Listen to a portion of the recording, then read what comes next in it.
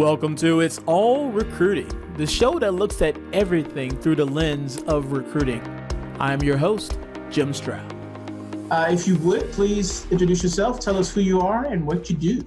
Sure. My name is Jeff Amster, and I'm the CEO and founder of First Screen, which is an AI platform that helps recruiters automate the initial interview process.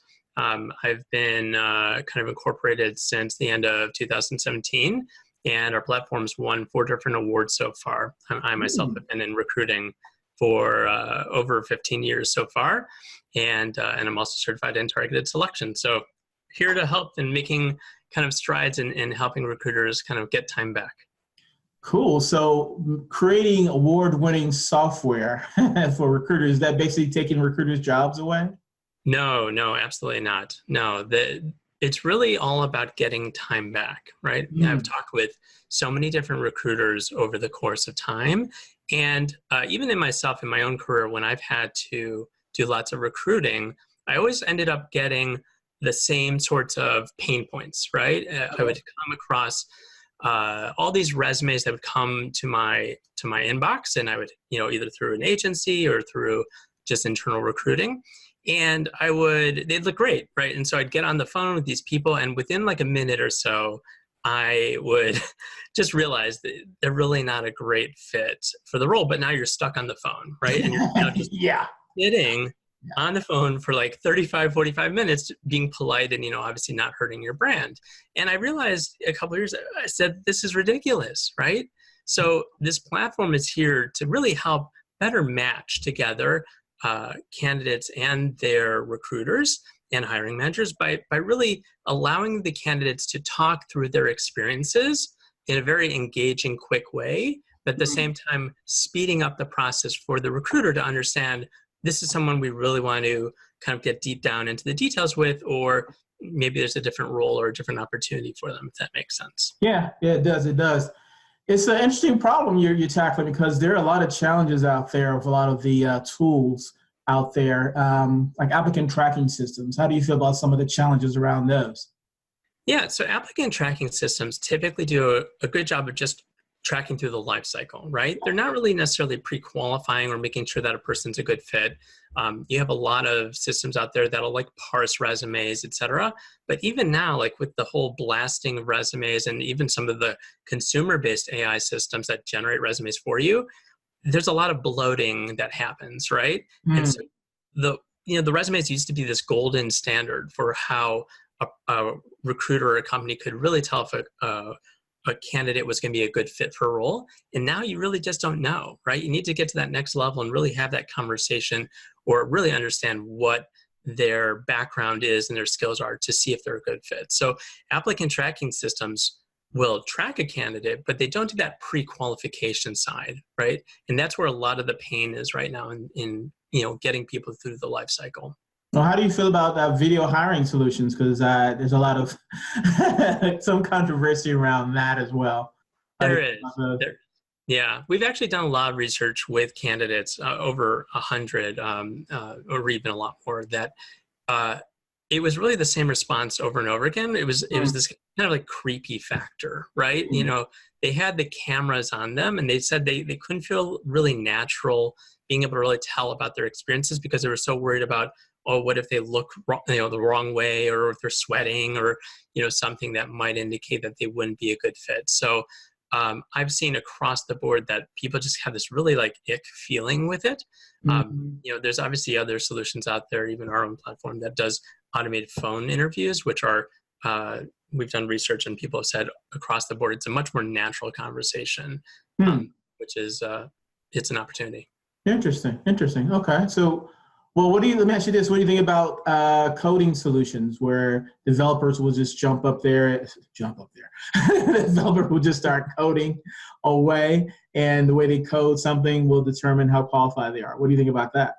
So I think it's a good concept. The challenge there is that a lot of those type of coding exercises actually kind of genericize a role, right? So like if you're looking for, let's say, a Java developer, and they're specifically going to be in the role, like coding interactions with another cloud system or something that's really specific to that role, a lot of those coding solutions really are more generic to say, just do you know how to code Java, right? So it doesn't necessarily qualify you for the role. It doesn't really make sure that you're going to be successful in that role in the future. And it's unfortunate because that's really what recruiters and hiring managers are looking for, right? There's a list of requirements, but more specifically, there's kind of like those day-to-day goals and accomplishments that they're expecting the candidate to be able to do, that's what they're trying to qualify for. So unfortunately, I don't know if it's necessarily the best use of time. And in fact, because those exercises take a very long time, typically 45 minutes or longer, I mean, that's time, especially in this market. Developers are like, yeah, you know what? I could be spending an hour making such amount of money. I don't want to be spending it coding for free, It's interesting you said that. I'm just throwing something up against the wall here, but if I were hiring a bunch of coders, one thing I might think about is advertising small projects, maybe, and then see how to do on small projects. Like I know you have platforms like Upwork, for example, where you can post a project and people can do a little project, and then you can evaluate, how well they are performing based on a small project. Could be a way to getting work done. It could be a way of developers not feeling like their time is being wasted. It's sort of a win-win. What do you think about that kind of idea? Yeah, it's interesting. I mean, that kind of plays into the gig economy. Obviously a lot of people have kind of gone that route. More traditionally, though, that's actually what traditional contracting had become, right? Where people actually, maybe not for like 1 or 2 week type deals, but 3-6 months to really kind of try before you buy type of methodology. Unfortunately, what ended up happening with especially larger organizations is they would keep a contractor for multiple years, right? Because they're like, oh, well, we don't have to pay benefits, so we're going to just continue as is. And so the benefit to the candidate who really wants to become, let's say, a full-time employee, they lose that chance. And so, we're in a market right now where, especially a job seeker market, where it's really become transactionary, and you've just kind of run into I'll just grab this opportunity here, and I'll just grab this opportunity here. But that long-term mentality where you're trying to invest into a company as a candidate turned into employee, you've really lost a lot of those opportunities. Yeah. I'm thinking in my head, as you were saying, I'm thinking about different talent pipeline kind of headaches that people tend to deal with in their day-to-day. What are, from your viewpoint, what do you think are some of the top talent pipeline headaches out there that companies deal with? Yeah, I mean, for sure. I mean, I think a lot of it really does come to, resume review and the burdened work, right? If you think about all the work that a recruiter typically does during the day, a lot of it comes to having to review resumes, getting people on the phone that seem to be good, but then they're obviously, again, wasting time on the phone. Yeah. There's a lot of consistency issues, right? So like if you're a recruiter and you're starting a fresh interview at the beginning of your day at 9 a.m. and it's now like happy hour time, or you're at the end of the day, Right. And the type of, patience or, level of consistency of how you deliver your interview or even assess that interview is going to be very different. So there's a lot of challenges in that type of world. It's that lack of time that really is a big pain point from the recruiter's perspective to be able to spend more time on strategic things, right? Where they would want to look at bigger, diverse candidate pools, where they want to be able to build relationships with their hiring managers. They just don't have that same kind of time available because they're doing kind of a lot of this burden work. Even just the time scheduling interviews itself can be a real pain. I mean, again, in this more job seeker oriented market, most people already have jobs, right? So they're not going to be able to easily interview in the middle of the workday. And so that flexibility isn't there as well. It's interesting you say that, because I'm thinking about something I read not too long ago. This woman, her name was Esther, and she created a bot. It's called Esther Bot. So if anyone want to look it up online, ESTHERBOT, Esther Bot. And it was a bot designed for interacting with recruiters. So she was in a fortunate position to have recruiters call her all the time. And so she just created a bot to talk to the recruiters on her behalf, which I thought was interesting from a job seeker's perspective. But I'm curious, what do you think about chatbots from that perspective, from candidates using them, but also, of course, from recruiters using them? in their process. What do you think about those? Yeah, I mean, I think chatbots are interesting. The real, and I know they're even getting pretty popular now. The challenge is that the candidate experience is not that great, right? I mean, you're trying to get a quick answer like, how many years have you been a project manager, right? Typing 25 and hitting enter is not a big deal, right? 15 years, whatever, right? But now the moment you want to say, well, tell me about a time when one of your projects started to fall behind schedule, what were the actions that you took? Like, what were the different things you had to evaluate? How did you resolve that situation? You're not going to be typing out a 3-page paragraph with a chatbot to really give the sense of your sense of skills and experiences to show that you have the capabilities to take on a role in the future.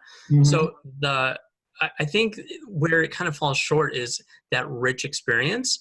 And that's really an opportunity for candidates to show off, right? To showcase their abilities to then meet that role. So at the end of the day, the recruiters and the hiring managers are the ones that need to be like, oh yeah, here are the kind of big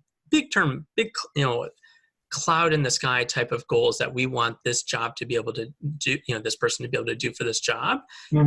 And just typing a 2 or 3 character type answer is not going to be able to give them that type of assurance that if they bring them in, they're going to be a good fit for a role.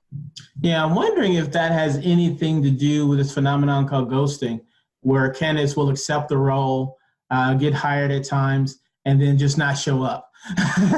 And maybe it's me, maybe it's a generational thing. I don't know. I would never think about accepting a role if I wasn't going to show up to do the job.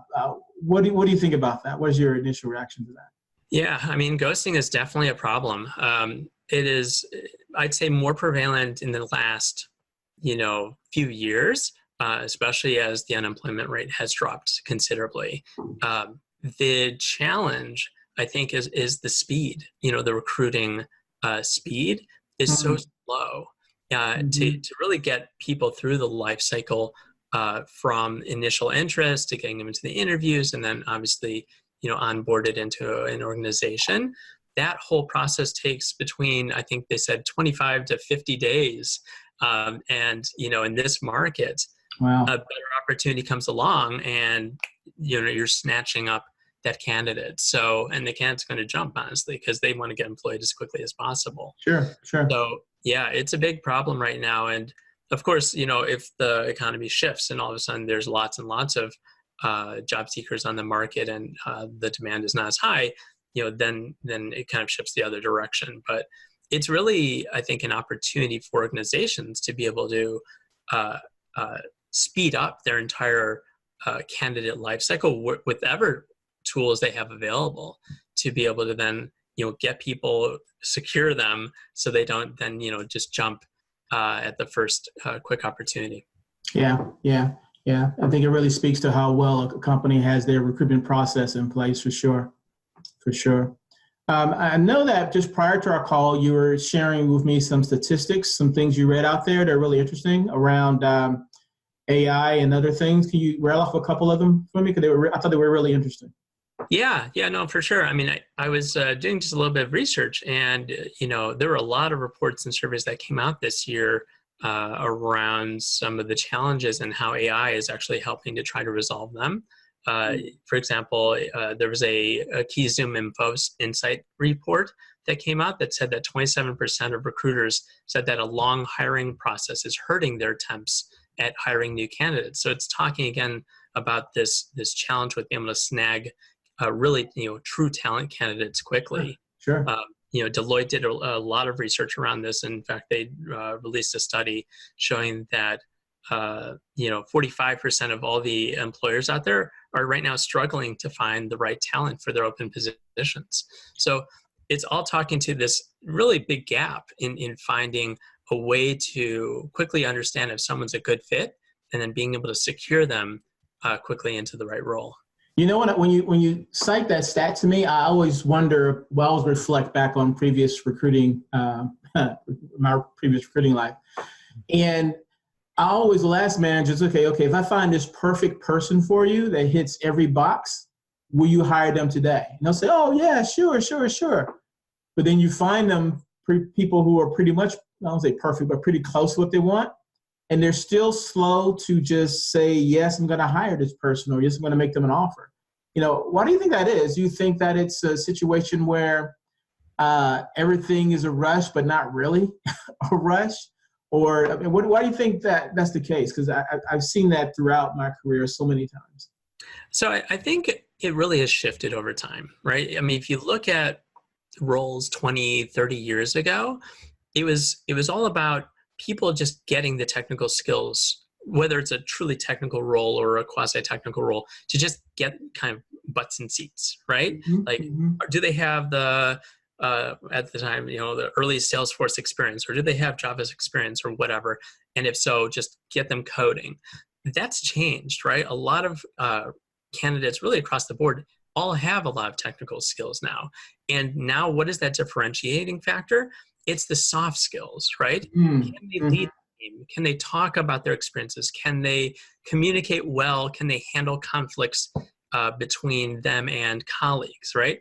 These are the things that previously weren't a factor, but really should be evaluated as part of that overall conversation to say if someone's going to be a really good fit or not. And I bet you, to your point of, are they kind of sitting on the fence or not? Well, they probably, from a skill set perspective, probably aren't sitting on the fence. They probably say, yeah, they probably have what it takes to do it, maybe. The problem is, are they going to get into fights with coworkers because they have, let's say, a more brash type of personality? Or, do they not have the ability to really be outgoing enough to be able to lead a team or to lead staff or manage a team to be able to lead to those larger goals of the organization? So that might be kind of that holdback factor. And if there was a way to be able to quickly assess if they have those soft skills as well as those technical skills, I think you would probably see that decision-making process speed up quite a bit. Yeah, I think you hit the nail on the head with that one. If you were to do a search on Indeed.com for the word interpersonal, you will see it cited on job descriptions, from 20 grand paying jobs to over 100K paying jobs. It doesn't matter how much skill you have. If you can't deal with people, interact with them, then it just doesn't matter. So I think you rightly hit the head on that one. You mentioned also, again, prior to our call, some stats around how recruiters are using artificial intelligence to be more efficient. Could you cite a couple of those? Because I think those were really interesting too, the ones you mentioned earlier. Yeah, so there was actually some very interesting work around how they're starting to adopt AI to be able to help make everyone's lives more efficient. Obviously, we're still kind of at the beginning stages, right?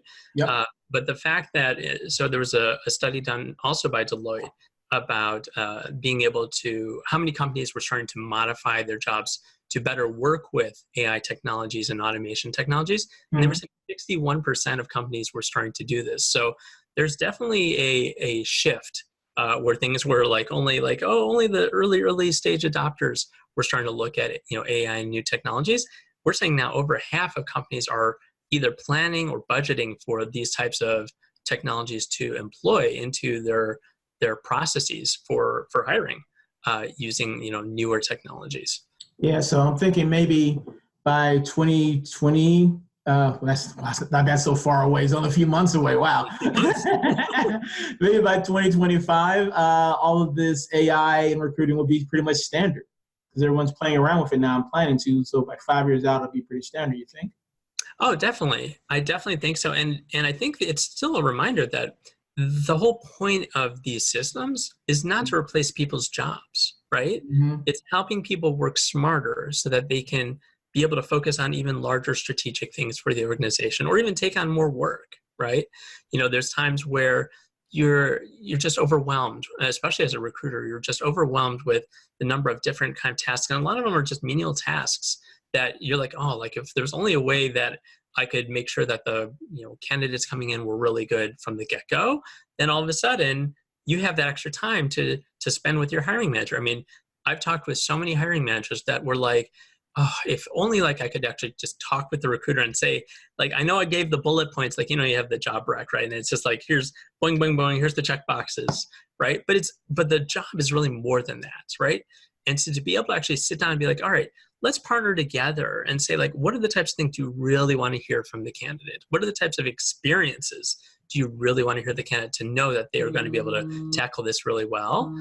That's, I think that's the key to be able to understand if this is going to be a really good fit or not. Yeah.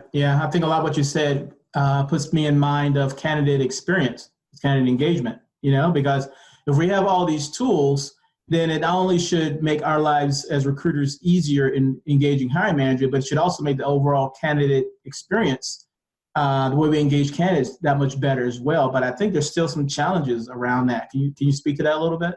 Yeah, absolutely. And I mean, we've probably seen this, I mean, as probably your audience has seen, with reaching out to candidates, that there's a lot of, if you want to call it, dissatisfaction with the overall candidate experience right now in the industry. I mean, and we probably all have had this experience before where, we've spent hours tailoring our resume for a particular role. So we've kind of are all buttoned up, and you go through this like really long form submission process on a company website, and then you submit, and then you never hear ever again. And you're like, well, I just spent 2 hours, really just customizing just for you, tailoring it just for you. So there's a lot of that kind of just disengagement and kind of just frustration in the market from candidates. I know that there was actually a survey that Talentador had done recently also that talked about, that 80% of job seekers wouldn't apply to a company again if they had a bad experience, right? If they didn't have a really great, engaging kind of application experience, they wouldn't even look at that company again. So, part of the whole kind of, it's almost like dating, right? You want the candidate and the recruiter to be able to kind of talk through what's the company like, right. Do you are you going to have a great time? Like, do you meet everything that we need and you need? And it's like everyone has their needs being met, right? It's a dance of sorts, right? So part of the interview experience really should be about talking about the company from a culture perspective, talking about the company from a branding perspective. And if there are tools on the market that can help, employ that as part of the kind of assessment stage, even better. Then you're now kind of hooking those candidates even before they even get too far down the line. Yeah, the irony of a lot of that is that according to this report you shared with me, I remember reading it earlier about this Google Jobs report that 85% of candidates that didn't get the job believe that a machine that a real person, did not look at their resume, but that a machine disqualified them. And, I don't know how false that is. I mean, it might be, you put the resumes into the ATS, into the black hole, and if the machine doesn't pull it up when a recruiter does a search, then chances are, I wonder if there is some sort of AI that can say, okay, this percentage of the people in your database are qualified for this percentage of your jobs. That would be a killer app for me. I'd like to see somebody develop that. Yeah, well, we can definitely talk about some interesting opportunities. But I mean, if you think even about the applicant tracking systems that exist today, a lot of them are actually pretty complex, right?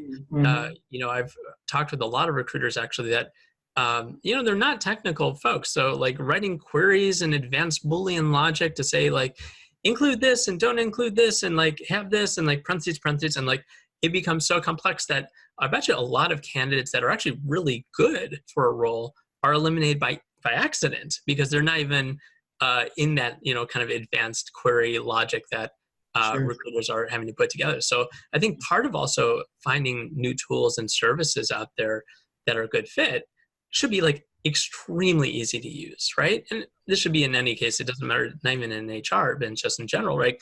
Like we're at a point where all the applications out there should be just very easy to use so you can just get the job done. True. Now, speaking of AI, I saw on your website that First Screen is an automated phone interview platform. What does that mean for my audience? Why should they care? Yeah, absolutely. So it's actually, this is a real opportunity for a lot of recruiters out there. And it doesn't matter if it's an agency or kind of in-house HR, because this platform really does the same thing for both. Overall, we're basically empowering recruiters to set up these automated interviews so that the candidates can take these interviews, these automated phone interviews, when they're comfortable and ready, right? So you don't have to schedule things at, during the workday, especially since most people are employed. You can do it if the candidate is available only at 10 p.m., 10:30 after the kids are asleep.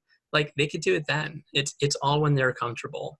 And so, there's a lot of the factors that we were kind of talking about even during the conversation today that our platform First Screen really helps take care of for a lot of companies. So, for example, that burdened work that we were talking about, right?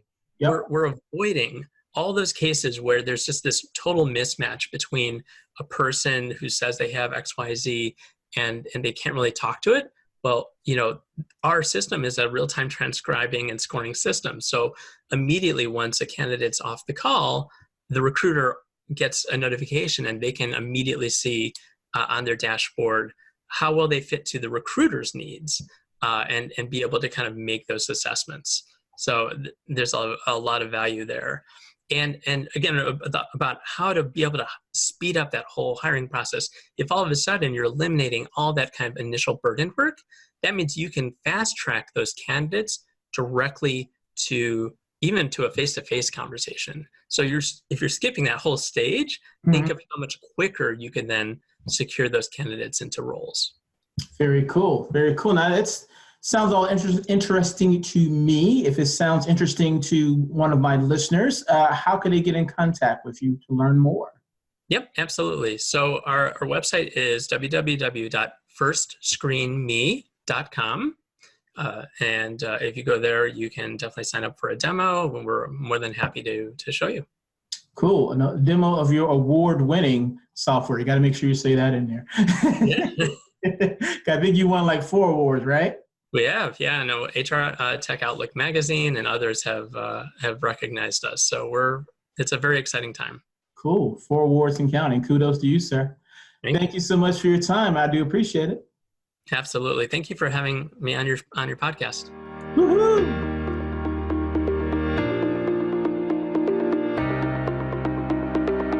Thank you 1,000 times. Thank you for listening to my show. If you love what you heard, hate what you heard, or don't know what you just heard, I want to know about it. If you would go to my blog over at jimstroud.com and leave me a note, I would so much appreciate that. All right, until next time, bye-bye.